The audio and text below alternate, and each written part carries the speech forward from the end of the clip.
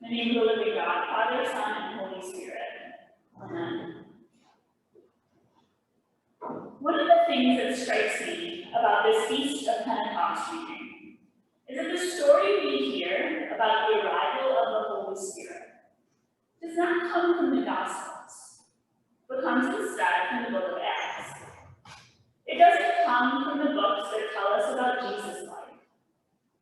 It comes from the book that tells us about the life and ministry of the first followers of Jesus. A little background may be helpful as we think about the role of the Holy Spirit in our lives this morning. The author of Acts is believed to be the same person who wrote the Gospel of Luke. So, the book of Acts serves as part 2 of that Gospel, if you will. Right before the story we just read, the 11 disciples appointed Matthias to take Judas's place among the 12. The group had returned to the upper room, which is in a house in the city of Jerusalem, because that's where Jesus told them to go before his ascension.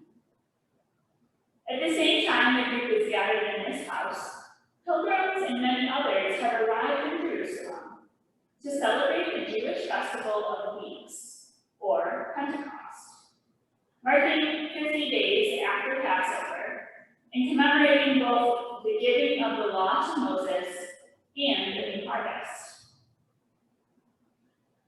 The city is crawling with people, which adds to the drama of this scene. The disciples are together when all of a sudden a sound like a violent wind sweeps upon them. Divided tongues of fire alight upon each of them, and they begin to speak in their native languages, telling the story of their experiences and preaching the gospel. As this event unfolds, the presence of the Holy Spirit draws a crowd, and Peter promises those gathered that what they're watching fulfills what the prophet Joel had spoken in the years before. All in all, I imagine this was a pretty chaotic scene. I imagine those present had no idea what they were witnessing, and that the disciples were probably just as confused and bewildered. To God, however, these moments are the marking of a new beginning and way of life. The Holy Spirit changes the world over and over again. From this chaos, something holy is going to emerge. The gospel of love that Jesus proclaimed is made available to every single person, all over the world, regardless of background, status, or worthiness. The Holy Spirit sweeps in, making quite the entrance, and insists on a different way of being. On this Feast of Pentecost, we are invited to invite the Holy Spirit into our lives.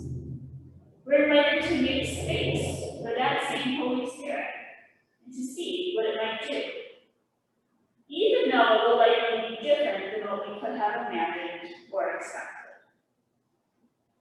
When the Holy Spirit swept into that upper room, the disciples could have never known what was to come. They could have never known what was in store. But Jesus promised them, and promises us, that the Holy Spirit is our constant companion and guide. We are promised that the Holy Spirit is our advocate and comforter in times of need.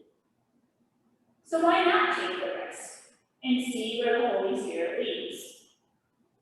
Why not welcome the fresh wind of a new beginning and rejoice in the opportunity for a new adventure?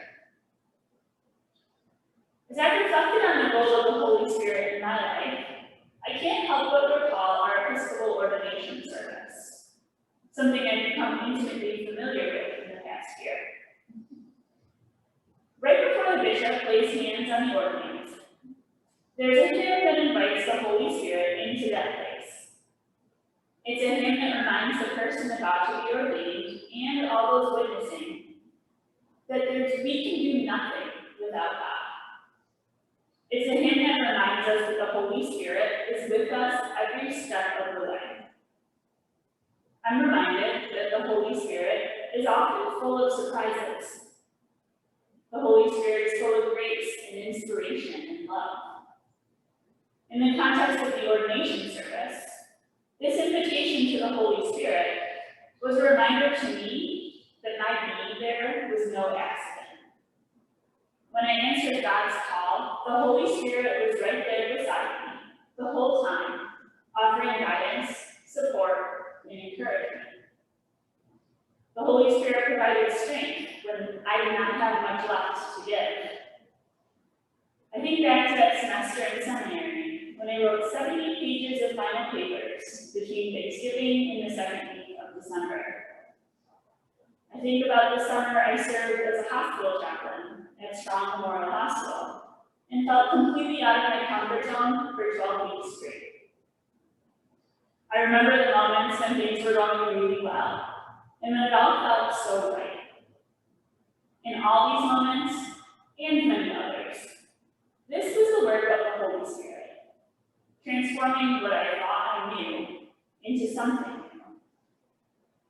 These Holy Spirit moments are the ones that can't be easily explained, the ones that make me stop and think, wow, God is on the move and doing something really neat here. That's what Pentecost is all about. Being open to the movement of the Holy Spirit, and becoming more aware of the ways transformation is happening. It's about seeing that change, and that change is on the horizon, and embracing whatever is to come, with courage and hope, knowing that we're never alone on the journey.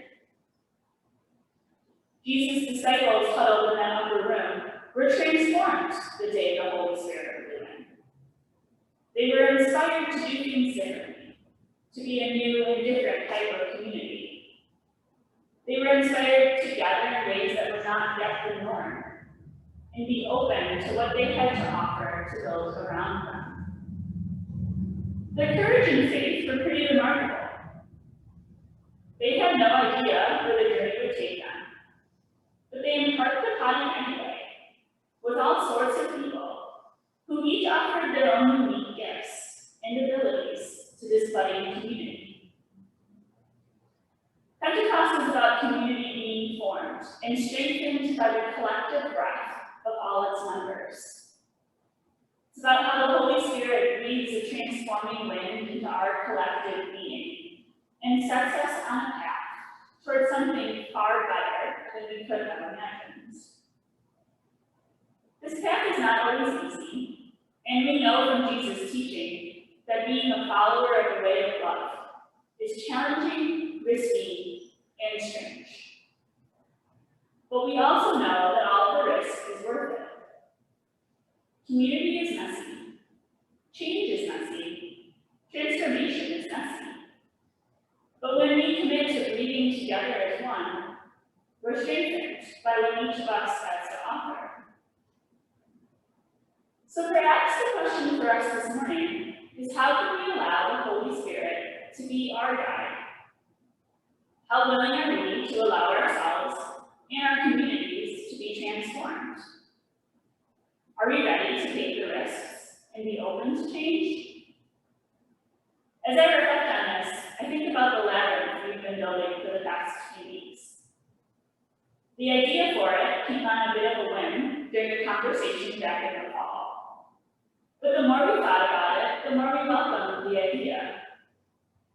Then an opportunity arose for a grant. So we applied with the intention of jumpstarting the labyrinth project. Last month, just as we were about to begin purchasing materials, we discovered a few hundred bricks just sitting down in the basement. Who knows how long they've been there or what their original purpose is, although the suggestion is maybe the parish hall, which like 50 years ago or something, right? But it turns out those bricks were enough to build 3/4 of that labyrinth. So, this idea that was thrown out there on a whim is now reality. And I can't help but marvel at how the Holy Spirit made it happen.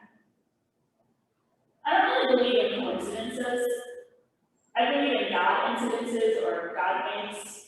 These are those moments when I think that had to be the Holy Spirit. We have no way of knowing if our labyrinth will make a difference in someone's life.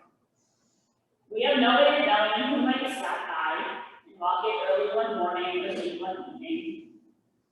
But I have a feeling that the love and effort that's gone into the project will make a difference. We were given an opportunity, we took it, and now we can let God do the rest. I want to leave you with one of the words of one of my favorite hymns. There's a sweet, sweet spirit in this place. On this day of Pentecost, feel the spirit that's in this place. Invite the spirit into your heart and home, and be ready for the transforming, life-changing power of love. There's a sweet, sweet spirit in this place, and I know that it's the spirit of the Lord. There are sweet expressions on each face, and I know they feel the presence of the Lord. Sweet Holy Spirit, sweet Heavenly Dove, stay right here with us, filling us with your love. And for these blessings, we lift our hearts in praise. Without a doubt, we know that we'll have been revived when we shall leave this place. Amen.